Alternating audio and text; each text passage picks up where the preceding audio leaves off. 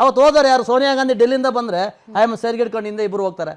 ಇದು ಇವ್ರು ದಲಿತರ ಕೋಟಾದಲ್ಲಿ ಎಲ್ಲಕ್ಕೂ ದಲಿತ ಕೋಟಾ ಬೇಕು. ಸೆರಗಿಡ್ಕೊಂಡಂದ್ರೆ ಏನ್ ಸರ್, ನೀವು ಹೆಣ್ಮಕ್ಳಿಗೆ ಅವಮಾನ ಅವಮಾನ ಅಲ್ಲ, ಅವ್ರು ಹಿಂದೆ ಹೋಗೋದೇ ಅದು ಸೆರಗಿ ಯಾಕೆ ಇಡ್ಕೋಬೇಕು? ಹಿಂದೆ ಹೋದ್ರೆ ಆಯ್ತು, ಹಿಂದೆನೇ ಹೋಗ್ಲಿ, ಹಿಂದೆನೇ ಹೋಗ್ಲಿ, ಮುಂದೆನೇ ಹೋಗ್ಲಿ, ಪಕ್ಕದಲ್ಲೇ ಹೋಗ್ಲಿ.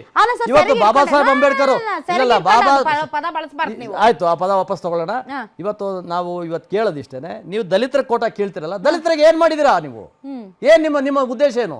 ಬಾಬಾ ಸಾಹೇಬ್ ಅಂಬೇಡ್ಕರ್ ಕೊಟ್ಟ ಮೀಸಲಾತಿಯನ್ನ ದುರ್ಬಳಕೆ ಮಾಡ್ಕೊಂಡು ಪದೇ ಪದೇ ನಿರಂತರವಾಗಿ ಮೀಸಲಾತಿಯನ್ನ ಪಡ್ಕೊಂಡು ತಿಂದಂತ ನೀವು ಆ ದಲಿತರಿಗೆ ಏನಾದ್ರು ದೌರ್ಜನ್ಯ ಆದ್ರೆ ಅದ್ರ ಅವತ್ತು ದಲಿತರ ಕೋಟಾ ಕೇಳೋದಿಲ್ಲ. ಅವಕಾಶ ಇಲ್ಲ, ಸಮಯಕ್ಕಾಗಿ ಕಾಯ್ಬೇಕು, ಅಂತಹ ಅವಕಾಶ ಸೃಷ್ಟಿ ಆಗ್ಬೇಕು, ಅಲ್ಲಿ ತನಕ ಕಾಯ್ಬೇಕು ಅಂತ ಸತೀಶ್ ಜಾರಕಿಹೊಳಿ ಹೇಳಿದ್ದಾರೆ. ಸತೀಶ್ ಜಾರಕಿಹೊಳಿ ದಲಿತ ಸಮಾವೇಶಕ್ಕೆ ಅವಕಾಶ ಅವ್ರು ಮಾಡ್ತಕ್ಕಂಥದ್ದು ಅವ್ರ ಪಕ್ಷದ ಇಂಟರ್ನಲ್ ವಿಷಯ, ಆಂತರಿಕ ವಿಷಯ. ನಾನು ಅದ್ರ ಬಗ್ಗೆ ಮಾತಾಡಲ್ಲ. ಇವತ್ತು ದಲಿತರ ಕೋಟಾದಲ್ಲಿ ಮುಖ್ಯಮಂತ್ರಿ ಆಗ್ತೀನಿ ಅಂತ ಕೆಲವರು ಮಾತಾಡೋದು ಇದೆಯಲ್ಲ, ಈಗ ಇದ್ರಿಗೆ ಏನು ಅವ್ರಿಗೆ ನಾಚಿಕೆ ಆಗಬೇಕು.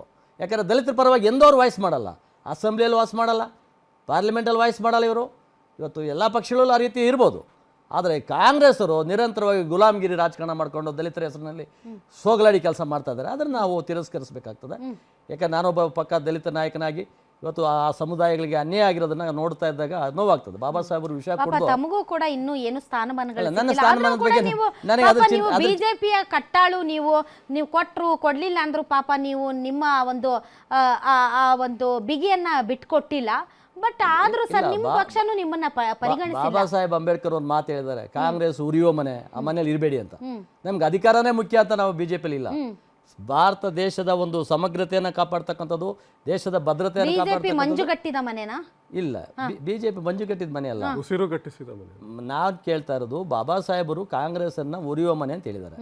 ನಾವು ಆ ಮನೆಗೆ ಹೋಗೋಣ. ಈಗ ರಾಜಣ್ಣ ಅವರು ಒಂದು ಸ್ಟೇಟ್ಮೆಂಟ್ ಕೊಟ್ಟರು, ಹೇಗೆ ಬಿಜೆಪಿಗೆ ಯಡಿಯೂರಪ್ಪನವರ ಕುಟುಂಬವೋ, ಹೇಗೆ JDSಗೆ ದೇವೇಗೌಡರ ಕುಟುಂಬವೋ, ಹಾಗೆ ಕಾಂಗ್ರೆಸ್ಗೆ ಸಿದ್ದರಾಮಯ್ಯನವರ ಕುಟುಂಬ. ಸಿದ್ದರಾಮಯ್ಯ. ಸೊ ಅಂದ್ರೆ ಸರ್ ಇದೇ ವಿಚಾರಕ್ಕೆ DK ಶಿವಕುಮಾರ್ ಅವ್ರು ಹೇಳ್ತಾರೆ, ವ್ಯಕ್ತಿ ಪೂಜೆ ಅಲ್ಲ ಪಕ್ಷ ಪೂಜೆ ಮಾಡಬೇಕು ಅಂತ. ಸೊ ಈಗ ಏನ್ ಸರ್ ಇವೆಲ್ಲ? ಅಲ್ಲ, ಇವಾಗ DK ಶಿವಕುಮಾರ್ ಅಮಾಯಕ. ಯಾಕೆ ಅಮಾಯಕ ಅಂತ ಹೇಳ್ತೀನಿ, ಪಕ್ಷದ ಅಧ್ಯಕ್ಷ ಸ್ಥಾನ ವಹಿಸ್ಕೊಂಡು ಇಡೀ ಒಕ್ಕಲಿಗರ ಓಟನ್ನ ತಿರುಗಿಸಿ SM ಕೃಷ್ಣ ಬಿಟ್ಟ ಮೇಲೆ ನಾನೇ ಮುಖ್ಯಮಂತ್ರಿ ಆಗ್ತೀನಿ ಅಂತ, ನನ್ಗೆ ಓಟ್ ಹಾಕ್ರಪ್ಪ, ನನ್ಗೊಂದ್ಸಲ ಓಟ್ ಹಾಕ್ರಿ, ನಾನು ಮುಖ್ಯಮಂತ್ರಿ ಆಗ್ತೀನಿ, SM ಕೃಷ್ಣ ನನಗೆ ಅವಕಾಶ ಅವ್ರು ಬಿಟ್ಟ ಮೇಲೆ ಇನ್ಯಾರಿಗೂ ಇಲ್ಲ ಕೊಡಿ ಅಂತ ಓಟ್ ಹಾಕ್ಸ್ಕೊಂಡು ಇವತ್ತು ಅವ್ರನ್ನ ಮೂಲೆ ಗುಂಪು ಮಾಡ್ತಾ ಇದಾರಲ್ಲ, ಇವರು ವಲಸೆ ಬಂದಂತವ್ರು. ಪ್ರೀತಿ ಪ್ರಶ್ನೆ ಅಲ್ಲ ಪಾಪ, ಸತ್ಯದ ಬಗ್ಗೆ ಮಾತಾಡ್ಲೇಬೇಕು. ಇವತ್ತು DK ಶಿವಕುಮಾರ್ನ ಹಿಗ್ಗಾಮುಗ್ಗ ಹೆಂಗ್ ಬೇಕೋ ಹಂಗೆ ಬಳಸ್ಕೊತಾ ಇದಾರೆ. ATM ಸರ್ಕಾರ. ಬಿಜೆಪಿ ಅವರಿಗೆ DK ಶಿವಕುಮಾರ್ ಅವರು ಮುಖ್ಯಮಂತ್ರಿ ಆದ್ರೆ ಖುಷಿನಾ? ನಾವು ರಾಜಕೀಯವಾಗಿ ಅವ್ರನ್ನ ಖುಷಿ ಪಡ್ತೀವಿ ಅಂತಲ್ಲ, ನಮ್ಗೆ ರಾಜಕೀಯವಾಗಿ ಅವ್ರ ದುಶ್ಮನ್ಗಳೇ. ಆದ್ರೆ ನಮ್ಮ ಪಕ್ಷ ಬರಬೇಕು ಅಂತ ಬೇಕಾರ್ಕಂತಿದೆ. ಇವ್ರಿಗೆ ದೋಸ್ತ ಆಗ್ಬೋದೇನೋ ಹೇಳಕ್ಕಾಗಲ್ಲ. ಇವತ್ತು ಹೇಳಕ್ಕೆ ನಾಳೆ ಬೆಳಗ್ಗೆ ಇವರು ಅವ್ರಿಗೆ ಬಿಟ್ಕೊಟ್ರೆ ಏನ್ ಮಾಡ್ತಾರೆ ಅನ್ನೋದು ಅವ್ರ ತೀರ್ಮಾನಕ್ಕೆ ಬಿಡೋಣ. ನಮ್ಮ ಹೈಕಮಾಂಡ್ ಅದೇನೋ, ನಮಗೊಂದು ಹೈಕಮಾಂಡ್ ಇದೆ, ಅವ್ರು ತೀರ್ಮಾನ ತಗೋತಾರೆ. ನಾನು ವಕ್ತಾರನಾಗಿ ಎಷ್ಟು ಹೇಳ್ಬೇಕು ಅಷ್ಟೇ ಹೇಳಕ್ ಸಾಧ್ಯ. ಆದ್ರೆ ಒಂದಂತೂ ಸತ್ಯ, DK ಶಿವಕುಮಾರ್ ಶ್ರಮನ ಇಲ್ಲಿ ಪರಿಗಣನೆಗೆ ತಗೊಳ್ಳಿಲ್ಲ. ಇವತ್ತು ಸಿದ್ದರಾಮಯ್ಯನವರು ವಲಸೆ ಬಂದಂಥವರು, ವಲಸೆ ಬಂದು ತಾವೇ ಪಕ್ಷಕ್ಕೆ ಬೈತಾ ಇದ್ರು ಹಿಗ್ಗಾಮುಗ್ಗ. ಸೋನಿಯಾ ಗಾಂಧಿನ ಬೈತಾ ಇದ್ರು, ಇಂದಿರಾ ಗಾಂಧಿ ಬೈತಾ ಇದ್ರು, ರಾಜೀವ್ ಗಾಂಧಿನ ಬೈತಾ ಇದ್ರು. ಆ ಕಾಲ ಮರ್ತು ಬಿಡವ್ರೆ. ಇವತ್ತು ಕಾಂಗ್ರೆಸ್ನಲ್ಲಿ ಬಂದಿರತಕ್ಕಂಥ ಹೊಸ ತಲೆಗಳಿಗೆ ಅದು ಅರ್ಥ ಆಗ್ತಾ ಇಲ್ಲ. ಬಂದವ್ರೆ, ಗೋವಿಂದ ಕಾರಜೋಳ ಬಂದವ್ರೆ, ಎಲ್ಲರೂ ಬಂದವ್ರೆ. ರಿಸಿಕ್ ಅವರೇ, ಇವತ್ತಿನ ಮುಖ್ಯಮಂತ್ರಿಗಳ ಈ ಸ್ಟೇಟ್ಮೆಂಟ್ ಇದೆಯಲ್ಲ ಸರ್, ಮತ್ತು ರಾಜ್ಯದಲ್ಲಿ ರಾಜಕೀಯ ಅದರಲ್ಲೂ ಕಾಂಗ್ರೆಸ್ ಅಲ್ಲೇ ಆಗ್ತಾ ಇರುವಂತಹ ಕೆಲವೊಂದು ಚಟುವಟಿಕೆಗಳು ಇವೆಲ್ಲ ನೋಡಿದ್ರೆ ಹತ್ರ ಬಂದಿದೆ ಅಂತ ಅನ್ಸುತ್ತಾ? ಕ್ರಾಂತಿ ಆಗುತ್ತೆ ಅಂತ ಅನ್ಸುತ್ತಾ madam? At least technically speaking November ಎಂಡ್ವರೆಗೂ ಅಂತೂ ಏನೂ ಆಗಲ್ಲ ನಿಮಗೆ. ಯಾಕಂದರೆ ಈಗ ಎಲ್ಲರದು ಫೋಕಸ್ ಇರುವಂಥದ್ದು Bihar election. So most probably ಈಗ ಡೆಲ್ಲಿಗೆ ಇವ್ರನ್ನೆಲ್ಲ ಕರೆಸಿರೋವಂಥದ್ದು ಸನ್ಮಾನ್ಯ ಅಶೋಕ್ ಹೇಳ್ದಂಗೆ. ನಿಮ್ಮ ಮಗು ಅಳ್ತಿದ್ಯಾ? ಹಾಗಾದ್ರೆ ನಿಮ್ಮ ಮಗುವಿಗೆ ಜೀನಿ ಸರಿ ಇಟ್ಕೊಡಿ. ಯಾಕಂದ್ರೆ ಜೀನಿ ಸರಿ ಇಟ್ಟು ನಿಮ್ಮ ಮಗುವಿಗೆ 100% ಸರಿಯಾದ ಆಹಾರ. ನಿಮ್ಮ ಮಗು ನೆಮ್ಮದಿಯಾಗಿ ನಿದ್ದೆ ಮಾಡಬೇಕಾ, ದಷ್ಟಪುಷ್ಟವಾಗಿ ಬೆಳಿಬೇಕಾ? ಹಾಗಾದ್ರೆ ಜೀನಿ ಸರಿ ಇಟ್ಟು ಕೊಡಿ. ಎಲ್ಲಾ ಮೆಡಿಕಲ್ ಶಾಪ್ಗಳು, ದಿನಸಿ ಅಂಗಡಿಗಳು, ಸೂಪರ್ ಮಾರ್ಕೆಟ್ಗಳಲ್ಲಿ ಲಭ್ಯ. ಏನಾದರೂ ಸೆಟಲ್ಮೆಂಟ್ಸ್ಗಳು, ಪೇಮೆಂಟ್ಸ್ಗಳು ಏನಾದ್ರು ಎಲ್ಲಿ ತಲುಪಿಸ್ಬೇಕು, ಯಾವ ಥರ ತಲುಪಿಸ್ಬೇಕು ಅಂತ ಏನಾದ್ರು ಡಿಸ್ಕಷನ್ ಇತ್ತೇನೋ ಅಂದ್ಕೊಳ್ತೀವಿ. ಅದನ್ನು ಬಿಟ್ಟರೆ ನವೆಂಬರ್ ಎಂಡ್ವರೆಗೂ ಯಾವುದೇ ರೀತಿ ಚೇಂಜಸ್ ಆಗಲ್ಲ. ಆದರೆ ತಮ್ಮ ಮಾಧ್ಯಮದಲ್ಲಿ ನಾವೀಗ ಗಮನಿಸಿದಾಗ ಸನ್ಮಾನ್ಯ ಸಿದ್ದರಾಮಯ್ಯನವರು ಕೆಲವೊಂದು ಸ್ಟೇಟ್ಮೆಂಟ್ ಏನು ಮಾಡ್ತಾ ಇದ್ದಾರೆ, ಅದರಲ್ಲಿ ಕ್ರಿಸ್ಟಲ್ ಕ್ಲಿಯರ್ ಆಗಿ ಡೌಟ್ಸ್ ಕಾಣಿಸ್ತಾ ಇದೆ.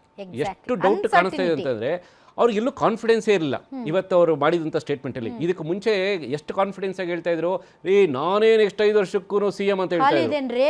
ಕ್ರಿಸ್ಟಲ್ ಕ್ಲಿಯರ್ ಸೀಟ್ ಖಾಲಿನೇ ಇಲ್ಲ ಅನ್ನೋಂಥದ್ದು ಕ್ರಿಸ್ಟಲ್ ಕ್ಲಿಯರ್ ಕ್ಲಾರಿಟಿ ಇತ್ತು. ಆದರೆ ಇವತ್ತು ಕಂಡೀಷನ್ಸ್ ಅಪ್ಲೈ, ಕಂಡೀಷನ್ ಸಪ್ಲೈ ಏನು, ಓನ್ಲಿ ಇಫ್ ಹೈಕಮಾಂಡ್ ಒಪ್ಪಿದ್ರೆ ಮಾತ್ರ ನಾನು CM ಮುಂದುವರಿತೀನಿ ಅಂದ್ರೆ ಅದರ ಅರ್ಥ ಏನು? ಕ್ವಶನ್ ಮಾರ್ಕಲ್ಲಿ ಇದೆ. 4 ಲೆಗ್ ಚೇರ್ ಅಲ್ಲಿ 2 ನಟ್ಟು ಬೋಲ್ಟ್ ಆಲ್ರೆಡಿ ಬಿಚ್ಚಿದ್ದಾರೆ ಯಾರೋ, ಇನ್ನೊಂದು 2ರಲ್ಲಿ ಇರ್ಬೋದಷ್ಟೇನೆ.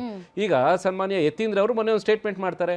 ಈಗ ಸತೀಶ್ ಜಾರಕಿಹೊಳಿ ಅವರು ಏನಂತ ಹೇಳ್ತಾರೆ, 2028 ವರೆಗೂ ನಾನು ಯಾವುದೇ ಕಾರಣಕ್ಕೂ CM ರೇಸಲ್ಲಿ ಇಲ್ಲ ಅಂತ ಕ್ಲಿಯರ್ ಆಗಿ ಹೇಳಿದರು. ಆದ್ರೂ ಸನ್ಮಾನ್ಯ ಯತೀಂದ್ರ ಅವ್ರು ಏನು ಹೇಳ್ತಾರೆ, ಅಹಿಂದ ಅಥವಾ ಬೇರೆ ಎಲ್ಲ ನಾವು ಫ್ಯೂಚರ್ ಸಿದ್ದರಾಮಯ್ಯನವರು ರೀಪ್ಲೇಸ್ ಮಾಡೋವಂಥವ್ರು ಯಾರಾದ್ರು ಇದ್ರೆ ಸನ್ಮಾನ್ಯ ಸತೀಶ್ ಜಾರಕಿಹೊಳಿ ಅವರು ಅಂತ ಪ್ರೊಜೆಕ್ಟ್ ಮಾಡ್ತಾ ಇದ್ದಾರೆ. ವಾಟ್ ಡಸ್ ಇಟ್ ಮೀನ್ ಅಂದರೆ ಸನ್ಮಾನ್ಯ DK ಶಿವಕುಮಾರ್ ಅವರು ಆ ರೇಸಲ್ಲೇ ಇಲ್ಲ, ಆ ಲಿಸ್ಟಲ್ಲೇ ಇಲ್ಲ, ಅವರು ಕನ್ಸಿಡರ್ ಮಾಡ್ತಾ ಇರುವಂಥ CM ಪೋಸ್ಟಲ್ಲಿ. ಸೊ ಈಗ ಇತ್ತೀಚೆಗೆ ಈಗ ಅಹಿಂದ ಸಮಾವೇಶ ಮತ್ತು ನಿಮಗೆ ಹಿಂದುಳಿದವರ ಸಮಾವೇಶ, ಈ ಎಲ್ಲ ಸಮಾವೇಶಗಳನ್ನ ನಾವು ಮಾಡಕ್ಕೆ ಹೋಗ್ತಾ ಇದೀವಿ ಅಂತ ಹೇಳಿದ್ರೆ ಎಲ್ಲೋ ಒಂದು ಕಡೆ ಹಿಂಟ್ ಸಿಗ್ತಾ ಇದೆ. ಸನ್ಮಾನ್ಯ ಸಿದ್ದರಾಮಯ್ಯನವ್ರದ್ದು ಎಕ್ಸ್ಪೈರಿ ಡೇಟ್ ಹತ್ರ ಬರ್ತಾ ಇದೆ, ರಿಪ್ಲೇಸ್ಮೆಂಟ್ ಯಾರು ಅಂತ ಹೇಳಿದ್ರೆ ಯಾರೋ ಒಬ್ರು ದಲಿತ CM ಆಗಬಹುದೇನೋ ಅನ್ನೋವಂಥದ್ದು ಒಂದು ಇಂಡಿಕೇಶನ್ಸ್ ಇವೆಲ್ಲ. ದಲಿತ CM ಆಗ್ಬೋದು ಅನ್ನೋ ಇಂಡಿಕೇಶನ್ ಇದೆಯಾ? ಹೌದು. ಹಾಗಾದ್ರೆ DK ಶಿವಕುಮಾರ್ ಅದನ್ನ ಕಾಂಗ್ರೆಸ್ ಪಕ್ಷದವ್ರು ಹೇಳಬೇಕು. ಈಗ ನಮ್ಮ ವಕ್ತಾರರು ಎಷ್ಟು ಕನ್ಫ್ಯೂಷನ್ ಆಗ್ತಿದ್ರು. ಅಲ್ಲ, ನಡೀತಿರುವ ಬೆಳವಣಿಗೆಗಳನ್ನ ನೋಡಿ, ಸರ್ ನಮ್ಮಲ್ಲಿ ಏನು ಕನ್ಫ್ಯೂಷನ್ ಇಲ್ಲ, ನಮ್ಮ ಕ್ರಿಸ್ಟಲ್ ಕ್ಲಿಯರ್ ಕ್ಲಾರಿಟಿ ಇದೆ. ಮಾತಾಡ್ಬೇಕಾದ್ರೆ ಡಿಸ್ಟರ್ಬ್ ಮಾಡಿಲ್ಲ, ದಯಮಾಡಿ ಪ್ಲೀಸ್. ನೋಡಿ, ನಮಗೆ ಕೇಳಿಸ್ಕೊಳ್ಳಿ, CM ಇಸ್ ಸೆಲೆಕ್ಟೆಡ್ ಅಥವಾ ಎಲೆಕ್ಟೆಡ್ ಅನ್ನೋದಕ್ಕೆ ನಿಮ್ಮಲ್ಲಿ ಕನ್ಫ್ಯೂಷನ್ ಇದೆ. ನಿಮ್ಗೆ ನೀವು ಬರೀ ಕ್ಯಾಬಿನೆಟ್ ಹೈಕಮಾಂಡ್ ಇಂದ ಹೇಳ್ಬೇಕು. ನಿಮ್ದು ಗುಲಾಮ್ಗಿರಿ. ನೋ ನೋ ನೋ, ಗುಲಾಮಗಿರಿ ಮಾತಾಡ್ತಾ ಇದ್ದಾರೆ. ರಾಜಣ್ಣ ಅವರು ಯಾವ ಗುಲಾಮಗಿರಿ ಬಗ್ಗೆ ಮಾತಾಡ್ತಾ ಇದ್ದಾರೆ? ಹೌದೌದು, ಗುಲಾಮಗಿರಿ ಸರ್ ಅವ್ರದ್ದು. ಒಂದ್ ನಿಮಿಷ ತಡಿ ಸರ್. ಹೌದೌದು, ಗುಲಾಮಗಿರಿ. ದೇವೇಗೌಡರ ಕುಟುಂಬದ ಸುತ್ತಲೂನೇ ಗಿರಿಕೆ ಹೊಡಿತಾರೆ. ರಾಜಣ್ಣ ಅವ್ರ ಪ್ರಕಾರ ಕಾಂಗ್ರೆಸ್ಗೆ ಸಿದ್ದರಾಮಯ್ಯನವರು ಅಷ್ಟೇ ಇಂಪಾರ್ಟೆಂಟ್ ಅಂತ ಅಂದಿದ್ದಾರೆ. ಯಾವ ತರ ಗುಲಾಮಗಿರಿ ರಾಜಣ್ಣ ಅಂತ ಹೇಳಿರ್ಬೋದು. ರಾಜಣ್ಣ ಮಂತ್ರಿ ಮಾಡಿದಾರೆ. ಈಗ ರಾಜಣ್ಣ ಮಂತ್ರಿ ಅಲ್ಲ, ಇದ್ರಲ್ಲಿ ಬರಲ್ಲ. ಸೊ ಹಂಗಾದ್ರೆ ಗುಲಾಮ್ಗಿರಿ ಬೇರೆ, ಗುಲಾಮಗಿರಿ ನೀವು ಗುಲಾಮಗಿರಿ, ಕಾಂಗ್ರೆಸ್ ಗುಲಾಮಗಿರಿ. ನಿಮಗೆ ನೀವೇ ಕನ್ಫ್ಯೂಷನ್ ಇದ್ದೀರಾ. ನೀವು ಎಲೆಕ್ಟೆಡ್ ಬೈ ದ ಪೀಪಲ್ ಅಂತ ಹೇಳಿಲ್ಲ, ನೀವು ಎಲೆಕ್ಟೆಡ್ ಬೈ ದ ಪೀಪಲ್ ಅಂತ ಹೇಳ್ತಾ ಇಲ್ಲ. ನೀವು ನೀವೇನಂತ ಹೇಳಿದ್ರಿ? ಗುಲಾಮಗಿರಿ ಹೈಕಮಾಂಡ್ ಗುಲಾಮಗಿರಿ ಯಾವುದು ಗೊತ್ತಾ ಸರ್? ಗುಲಾಮಗಿರಿ ಯಾವುದು? ಒಂದ್ ನಿಮಿಷ, ಹೈಕಮಾಂಡ್ ಇಂದ ನೀವು ಗುಲಾಮಗಿರಿ ಇರುವಂತದ್ದು. ಹೈಕಮಾಂಡ್ ಇಲ್ಲ, ಯಾವ ಕಮಾಂಡ್ ಆಯ್ತು, ನಾವು ರಾಜ್ಯಕ್ಕೋಸ್ಕರ ಇಲ್ಲಿ ಸ್ಥಳೀಯವಾಗಿದ್ದೀವಿ, ಯಾವ ಹೈಕಮಾಂಡ್ ಇಲ್ಲ. ಗುಲಾಮಗಿರಿ ಯಾವುದು ಅಂತ ಅಂದರೆ, ನೋಡಿ, ಪ್ರಜಾಪ್ರಭುತ್ವ ವ್ಯವಸ್ಥೆಯಲ್ಲಿ ಶಾಸಕರ ಅಭಿಪ್ರಾಯದಂತೆ ಶಾಸಕಾಂಗ ಪಕ್ಷದ ನಾಯಕನನ್ನ ಆಯ್ಕೆ ಮಾಡಿ ಮುಖ್ಯಮಂತ್ರಿಗಳಾದ ಮೇಲೆ ಹೈಕಮಾಂಡ್ ಹೇಳಿದ್ರೆ ನಾನು ಮುಂದುವರಿತೀನಿ ಅಂತ ಹೇಳೋದೇ ಗುಲಾಮಗಿರಿ. ನೋಡಿ, ಗುಲಾಮಗಿರಿ. ಸುರ್ಜೇವಾಲಾ ಅವರು ಡೆಲ್ಲಿಯಿಂದ ಬರ್ತಾರೆ, ಅವ್ರು ಇನ್ಸ್ಟ್ರಕ್ಷನ್ಸ್ ಕೊಡ್ತಾರೆ ನಿಮಗೆ ಜಾತಿ ಸರ್ವೆ ಮಾಡೋದು. ಪ್ಲೀಸ್ ಅಲೋ ಸರ್ವೆ ಮಾಡಬೇಕು.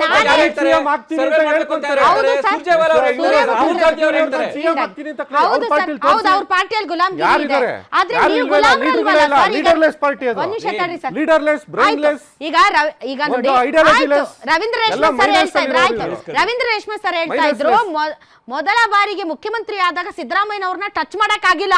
ಸ್ವತಃ DK ಶಿವಕುಮಾರ್ ಅವ್ರನ್ನ ಕ್ಯಾಬಿನೆಟ್ ತಗೊಳ್ಳಿಲ್ಲ, ಅವ್ರನ್ನ ಮಂತ್ರಿ ಮಾಡ್ಲಿಲ್ಲ.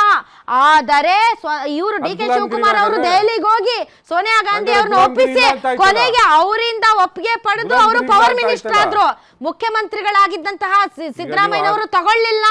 ಅಷ್ಟು ಪವರ್ಫುಲ್ ಆಗಿದ್ದಂತ ಸಿದ್ದರಾಮಯ್ಯನವರು ಇವತ್ತು ಜಿ ಹುಜೂರ್ ಅಂತ ಹೈಕಮಾಂಡ್ ತೀರ್ಮಾನಕ್ಕೆ ತಲೆ ಬಾಗ್ತೀನಿ ಅಂತ ಹೇಳೋದೇ ಗುಲಾಮಗಿರಿ.